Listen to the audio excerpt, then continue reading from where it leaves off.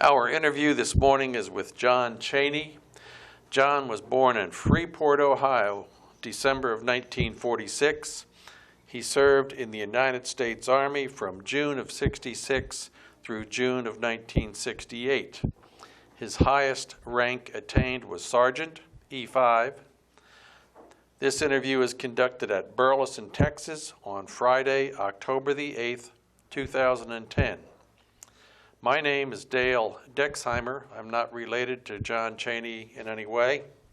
Also in the room are Milton Gibson and Gary Burton, who are our videographers. This interview is conducted for the Veterans History Project at the Library of Congress and for Operation Remember for the city of Burleson, Texas. And with that introduction, John, we'll let you tell us your story of your years in the U.S. Army, sir. Well, I was drafted in June of 1966. They took us up to Cleveland, Ohio, did a little physical, and then they put us on a plane and flew us out that evening. We flew down to Fort Benning, Georgia. Spent 8 weeks in Fort Benning, down there on Sand Hill. That was quite an experience. It was actually it was kind of fun, but a lot of harassment. They harassed you a lot, just to get you ready to follow orders. That's basically what it was all about. And after basic, they sent me to Fort Polk, Louisiana. I come home for 14 days. I got married at that time, and went down to Fort Polk for advanced training. And that was a different story there. It was pretty hot down there in Louisiana. I got down there in August. It was up on North Fort called Tigerland, and every place you went, you had to run double time. You didn't walk, and if you was in the company area, you did not walk in the company area. You double timed every place you went. It was some pretty intense training. And for the 9 weeks that we was there, you made quite a few good friends while you was in there, especially because we knew from there where we was all going. So I was going to Vietnam. And so you paid quite a bit of attention to the training that they gave you. There was a lot of night operations, more so than when we was in basic. Live fire, crawl under barbed wire, then firing machine guns over top of you, that kind of stuff. And it never rained. It never rains in the Army, it just rains on the Army, as the old saying goes, and it rained on us quite a bit in Fort Polk. But we left there. I come home for another 14 days. And then I flew out to California, Oakland. That was where everybody, at that time, most of us was going from, was out of Oakland. They took us over flew us into Vietnam, over there to the 90th Replacement Center. I was a replacement, didn't know where. I was a private E2, no stripe at all when I got there, but at that point in time, there was no one there less than an E3 PFC, so I made PFC when I landed. Heck of a way to make it, but they took us on trucks out to the replacement center, spent about 3-4 days there. I don't remember exactly how many. I remember pulling KP one time while I was there. I don't know why I had to do that, but I got picked for KP one morning. And then they assigned us to a unit. I was assigned to the 196th Light Infantry Brigade up at Tay Ninh. So they put us on trucks and big convoy from there, from 90th Replacement Center down around right outside Saigon. They took us up to, well, on the way up, we had to stop for the night. We stopped at the 25th Infantry Division's base camp there in Cu Chi. Took us over to, spent the night there. It rained, which was really nice because we actually got to sleep all night. And then they took us up to Tay Ninh the next day and got assigned to my unit. I was with the A Company, 3rd Battalion, which was nothing but hooches. I mean, it was a brigade-side base camp. They had a tent over top of a frame. The buildings, our hooches in base camp, had wood floor and a wood frame, and just a big tent thrown over it, staked out. We had cots to sleep on. There wasn't no such thing as a bed while we was there, just an army cot. And from there we did operations out into the jungle, mostly War Zone C, the Iron Triangle they used to call it. Went on a few operations down there. I remember one of them was Gadsden. Lost quite a few guys. We was out there on that one. And anyway, we did quite a few of those out of there. We had a big mountain that set over from the base camp. You can see it was called Nui Ba Din. That translates to the Black Virgin here, and it was nothing but a big old mountain out there in the middle of nowhere. And VC Charlie, he liked that mountain quite a bit, so we did quite a few operations out there. Used to fly artillery out. We'd go out and secure artillery a lot of times, and from there we would do sweeps and patrols out of there. Called it the Dust Bowl, because, I mean, there was nothing but dust out there. They'd fly helicopters, resupply choppers out to us, and it'd stir that dust up pretty good. And we had a First Sergeant Key. Everybody called him Top. He used to call him Chief. It didn't matter who you were, you was a chief, you know. Back then, I was carrying an M60 machine gun. That's what I did. They just took the big old fellas and give them this machine gun because it weighed about 25 pounds out the ammunition, and you carried 500 rounds of ammunition, your full field pack down there. We get out and hump the bush all day long. I mean, you just walk. That's all we did, walk, look for the enemy. And did a lot of that, did a lot of walking. Around that mountain, across that mountain. They put us up on the mountain one time. We had to climb up. We only got about halfway up that thing. And they decided was going to cut an LZ. They was going to fly us off on the side of that mountain. They wanted us to cut an LZ landing zone. So we're up there cutting trees down. They'd set up chainsaws, drop them into us, what have you. We're up there chaining. That's how I got this one little scar on here from a chainsaw kickback one day when we was cutting the trees. Caught me. They wanted to fly me out of there. I said, man, just put a Band-Aid on this thing. It's not that bad. So the medic people put a Band-Aid on me.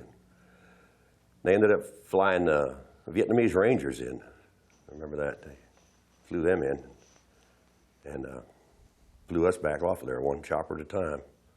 That's all they could land. They just took us down to the bottom of the hill, down to the bottom of the mountain. We set up down there. I guess we'd been up there for, I don't know, close to a week, cutting that LZ and everything. We come down there and they shoot. It wasn't that same night. We was down there set up in our perimeter, and we hear all kinds of ruckus going on up on the mountain. And those South Vietnamese troops come flying down the mountain. They got their butts kicked off the mountain after we'd cut an LZ up there. Kind of funny, actually. We did a lot of that. A lot of building here, building there, walk, set up every night, eat your C rations. We didn't have that meals ready to eat like they have nowadays. We had C rations. And we learned how to heat them up. We used to have to carry C4 explosive. And everybody in the platoon carried at least one or two. And you just cut a corner of that thing off and light it up and heat your C rations. Worked pretty good. You just never stepped on it. It would just blow your leg off. But anyway, we learned to do all that. Did that down there in the jungle, I guess, till March. We'd been out in the field, golly, for 30 days. We was going out on a 3-day sweep and ended up being out there 3 days with the same uniform. Used to carry an extra uniform if we knew we was going to be gone more than 3 days, but we was told we was going on a 3-day sweep and ended up being out there 30 days. General Westmoreland visited our perimeter one time, and that's one of the last things before they flew us back in was we had to secure this great big old area. They flew old Westmoreland in. He come walking around the perimeter, said hello to all of us, which was pretty cool, you know. We were just young, God, I was what, 20 years old then. Turned 20 a month after I got there. I got there on November 11th, I forgot to mention that, of 66. And we come back into base camp. The commander ordered everybody to be drunk by 9 o'clock. I succeeded, along with a bunch of other guys. Went over to see my buddy in Charlotte Company that I'd been through basic training with down at Fort Polk, well, AIT down at Fort Polk, over Russ DeStefano. And went to see him, and he didn't even remember me. He had a concussion, lost his memory for a while. And so anyway, I was headed back to base camp. Over there, they cut the roads down. They didn't build them up. In base camp, they cut them down, and I was high-stepping a little bit. I'd had some old granddad or some dang thing like that. I don't remember what it was. I hit the road. I just crawled the rest of the way around the hooch. I said, "The heck with this. It's too hard to stand up." So anyway, we survived all that. And the next day, we was told to start packing up. They moved us from, this was in March of '67. They moved us up to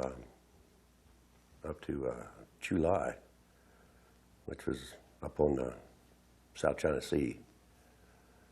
And they took our outfit, our battalion, and moved us out on a peninsula. They said it was a peninsula. It was actually an island because it had a river ran all the way around it into the South China Sea.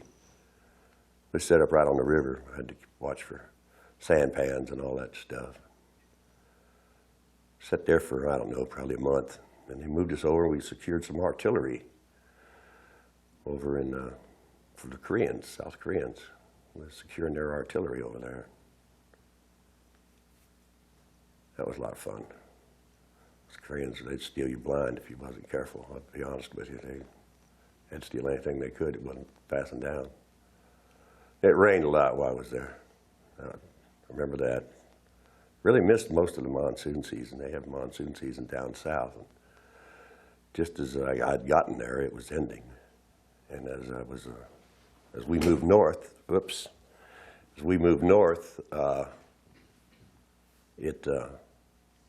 was just beginning again on the south, so just ending up north. So we didn't have to worry too much about the monsoon season.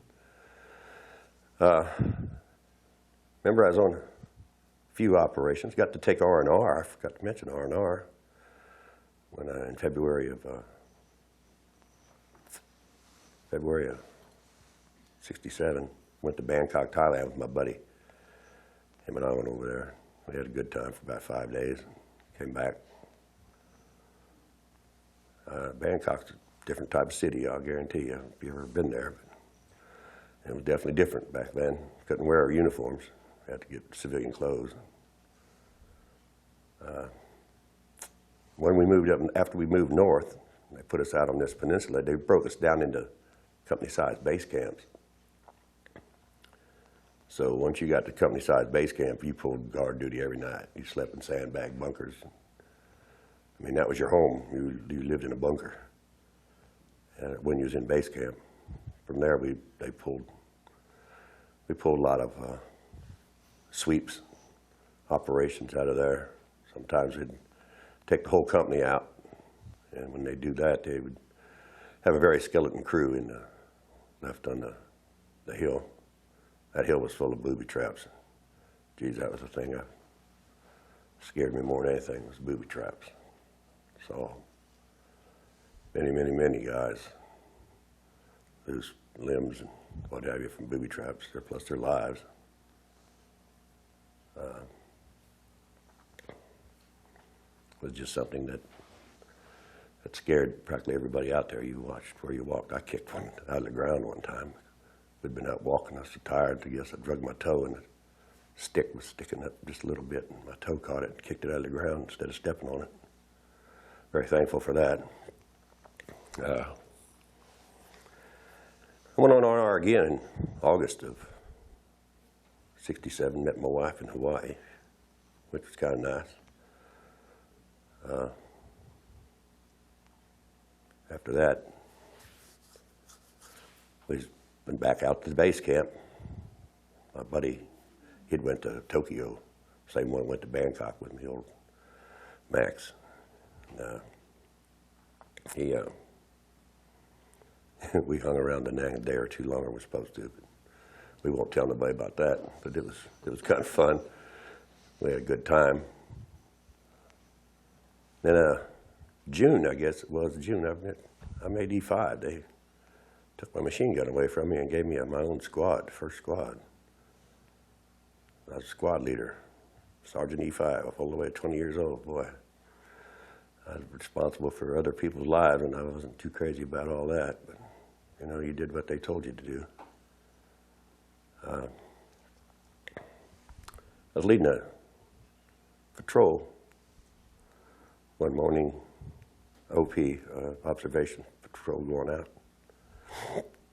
We get ambushed, and my buddy get killed, my buddy Max. And it was a very bad day, very bad day. So another patrol, this is before, we used to have to go out and sweep all these villages. There was a bunch of little villages out in there on that peninsula. We had to go sweep them. They was bringing them all into one village. I know I'm rambling all over the place, but it's just thought, you know. And we get ambushed on that one. A friend of mine, Martin, got hit out there. Plus my ammo bearer. That's when I still had the gun.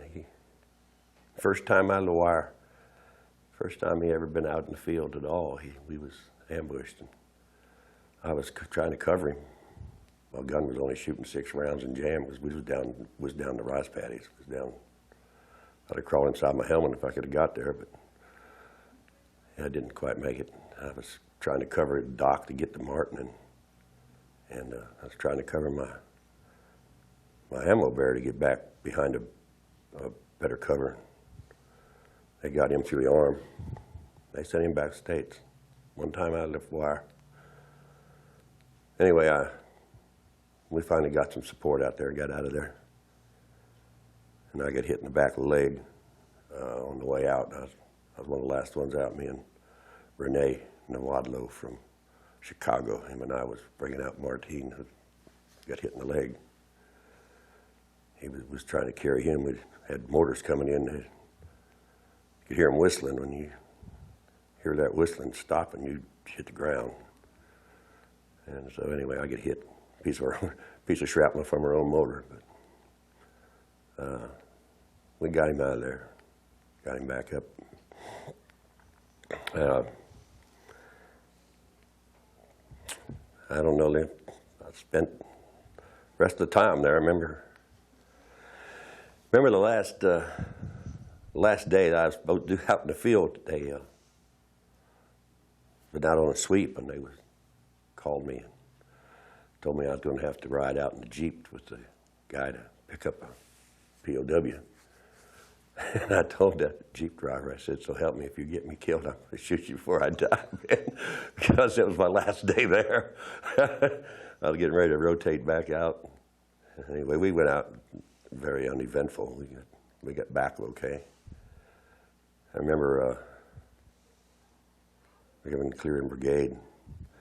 Man, it was such a great feeling, knowing you're going to get the heck out of there. So I saw more action than I ever want to see again. My son, I have a son who's 41 years old, never been in the service. I'm glad he didn't have to go. I had a brother, my older brother was in Vietnam before me. He was a combat medic. He got back in, he went over in 65, got back in 66, August. Then my younger brother, he's 13 months younger than I am, he went over in March of 68. He was with the 25th Infantry Division. Drove an armored personnel carrier over there. He made it back in 69. He come back, I guess, a week or two after my son was born, in 69. So we was really lucky. I told our younger brother, we had another brother, I have 3 brothers, told him that he better get his rear end in the reserves because Mom and Dad had enough of this. We didn't need another brother going over there. very possible. That was still 1970. He was born in 52, so he'd have been about right, about 1970 when he got out of high school. So anyway, he did get in the reserves, which we're glad. I tell you what, my experience with the service itself, I enjoyed it. I almost re-enlisted because I was down at Fort Eustis, Virginia, which was my last duty post. When I get back, all I did was train guys that was getting ready to go to Vietnam. They called it POM, POR training. I used to go out and give them instruction, show them films and all kinds of stuff, take them to the rifle range. They put me on the rifle range when I first got back, and they put me down in the pits down there with the detail. Me and this Sergeant E6, Chapman was his name. And then I remember the first time that they told, we couldn't hear what they were saying up on the firing line. They opened up, and man, I flat down on the floor, on the ground. I heard them rifles start cracking. I was on the ground, and those guys on the detail were young. They hadn't been there yet. They were young. Heck, I was young. But they hadn't been to Vietnam yet. They started laughing, and that poor old Sergeant Chapman just started chewing. I mean, he chewed from one side to the other. So they'll find out what it's all about. But boy, for the longest time, you're jumpy. I mean, backfire, you're on the ground. It's just something that you don't ever forget, that sound. I remember I get out of the Army and helping my dad down at his place. He lived out in the country down. And somebody was over there shooting a groundhog or something, off in a different direction, but I heard the crack of the rifle, and there I was, face down on the ground. My dad thought that was funny, too. I didn't think there was anything funny about it, because I was sitting there shaking, you know. But anyway, I got out in '68. Like I said, I almost re-enlisted because I liked the experience. I'm not the same person that was drafted in '66. I know that for a fact. My personal opinion, I think it was a big mistake to do away with the draft, because I think it would have helped a lot of young men in this country to go through that experience. I don't mean go to war or get into battle or anything like that, just the experience of the military life itself, just to be learn to be responsible, disciplined. Yes, that's a good word, the discipline. Because you have to be very disciplined, you know. People don't want to follow orders, and when you're in there, you follow orders. There's a reason you follow them, because if you balk, I mean, it can get you killed. I've seen too many guys that made stupid little mistakes. It was just, it was a bad time. It was a bad time for a lot of people. When we come back, not like it is nowadays. There wasn't no yay for you and clapping and all that stuff. It wasn't a popular war at all. The thing that bothered me the most was we didn't ask to do this. Most of us didn't ask to do this. We just was doing our part for our country. And, you know, I didn't think there was anything wrong with that. But anyway, that's pretty much my experience. I mean, it had its good and it had its bad. It had its pros and the cons. It was life. It's what we did when I was a young man. So, let me go back and ask you a couple of questions here, sure. John. 8 weeks basic, 9 weeks down at Fort Polk. Yes, sir. In the barracks all the time. In barracks, yes. Yeah. Yes. Well, not all the time. We spent a week out on what they called Peace on Ridge. You lived in tents and what have you. You know, it was just like that. Fort Polk was basically to get you ready for Vietnam. That's basically what it was for. Go to the mess hall for chow? Yes, sir. Yep. Except it was in the field. We didn't. They'd give you had sometimes you had to cook your own meal. You know, they'd give us a raw chicken one time when we was on escape and evasion course. They gave us a raw chicken, and me and my partners had to cook this chicken and eat it. You know, I mean. How'd you cook it? Over fire, of course. But I mean, You just put it on a spit and turn it, or? no, we didn't have that much time. Oh. You know, we just started the fire and put it in a mess kit and tried to fry it up like that. But that was pretty much it. Did you eat all the chicken? Oh God, no, it was too raw. I wasn't that hungry. How was the chow in the mess hall when you were on base? Actually, I thought it was pretty good. A lot of guys didn't like it, but I did. You've heard of SOS, right? Yeah. Well, I liked the heck out of SOS, but a lot of guys didn't. But What did you weigh when you went into service, John? when I went into service, I weighed 185 pounds. Oh, you were a big boy all the time, weren't you? Oh, yeah. Yeah, Okay. I weighed 185 pounds when I was a senior in high school. So when I come back from Vietnam, I weighed 190. Okay. And I was just a little fella back then. Operations and sweeps, terms that you used a lot. You said, one time you said that sometimes you took the whole company on an operation. Okay. If it was a smaller operation, how many guys would go? Possibly a squad. Squad would Which go out on a sweep, just a sweep of the. How many guys in that squad? There was supposed to be 10. Okay, so With when the you were the squad leader, you had 9 other guys that you were responsible for. I never had the full squad 8, the whole time I maybe was there. 7, Yeah, whatever. right. Okay. Right. Yeah. Okay. So if you went on this sweep with 8, 9, 10 guys, you're just out there poking in the bushes looking for Charlie? Yeah, you just walk the area looking for Charlie, anything, any signs of him, anything like that. A lot of times, if you was going to sweep a village, it'd be at least a platoon, which is supposed to be in the neighborhood of 40 plus men, you know, with machine gun attached to them usually. If you swept a village, what do you think about the native population, the Vietnamese people that lived there? What did I think of them? I thought, I'm sure glad I'm not them.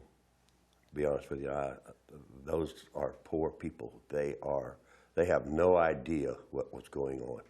I mean, they knew what was going on as far as this battles that go on around them.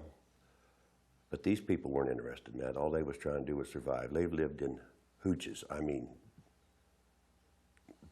straw roofs, dirt floors. These people here in this country had no idea where we was at. We was out in the bush. I mean, we was out. All they was cared about is their crop going to be enough to last them till the next year. All they was wanting to do was survive. That's all they did. They was trying to survive, just grow their own food and what have you. That's what I could see of them. I really felt sorry for the people. I really did, because they had no more interest in politics than the man in the moon. Their instinct was to survive. Didn't much care who won the war. No, they did not. Okay. No, we treated those people as the best that we possibly could. I'll be honest with you. We never tried to hurt any of the civilian population. We wasn't even allowed to fire on anyone unless we was fired upon.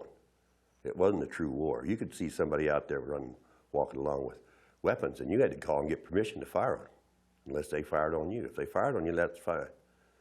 But there were so many different branches of the South Vietnamese forces out there, the popular forces. They will wear anything. And you had the ARVNs, which was the Army of South Vietnam. They wore regular uniforms.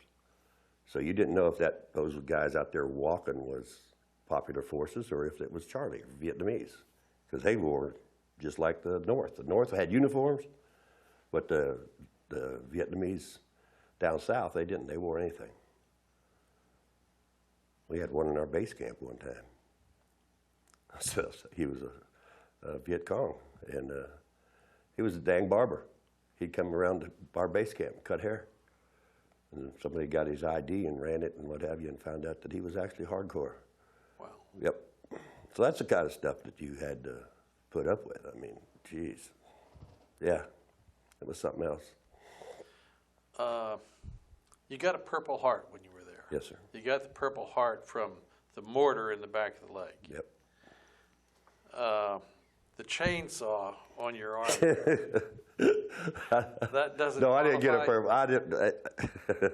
You get stitches for the chainsaw? No, I told him to put a butterfly on it. See, it's just a little scar right there, just a butterfly. I told they wanted to fly me in, and I said, "Man, you just put a butterfly on that thing, and let's get back to work."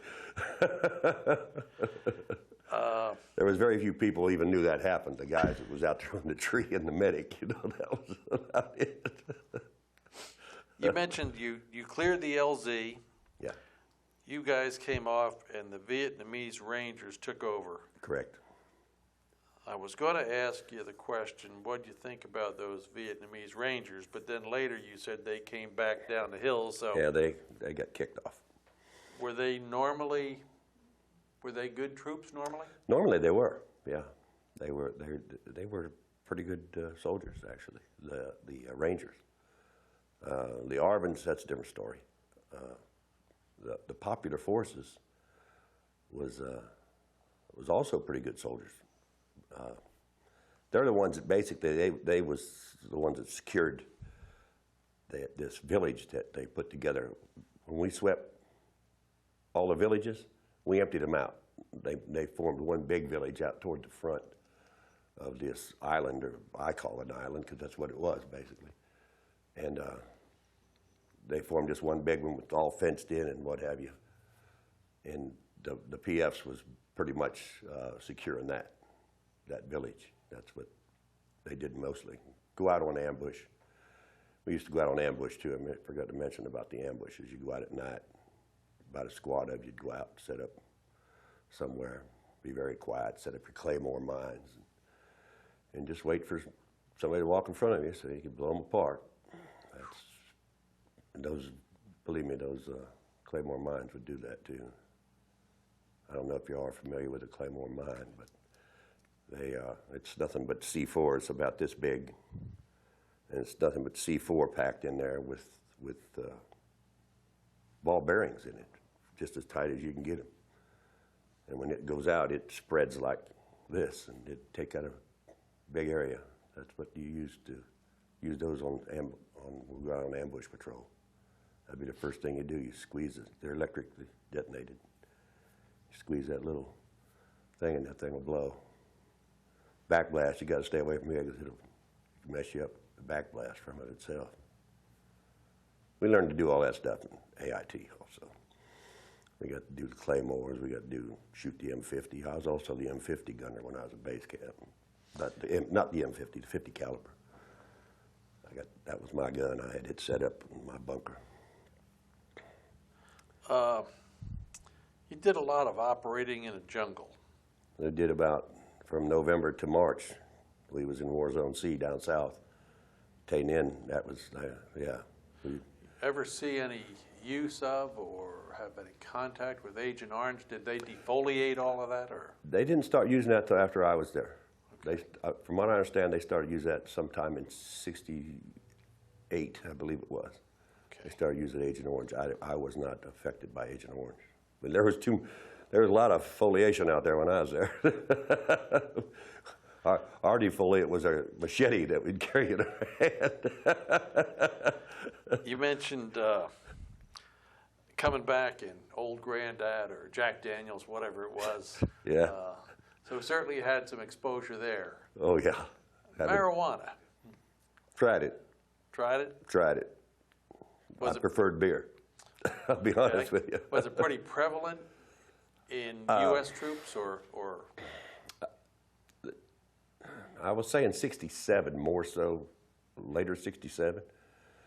I had some guys in my outfit, in my squad, when I was squad leader, that used to do that stuff. And I said, man, don't be doing that stuff around here. You know, I don't care what you personally, but not when you're on duty. You do not be doing that stuff. And we're on duty all the time. I mean, it was a 24-hour-a-day thing there. But We've had other folks that we've interviewed, John, that said just about the same thing. Hmm. What you do on your own time, that's one thing, but when we're going to go out into the field, you make sure you're straight. Yep, you bet. Yeah. You bet.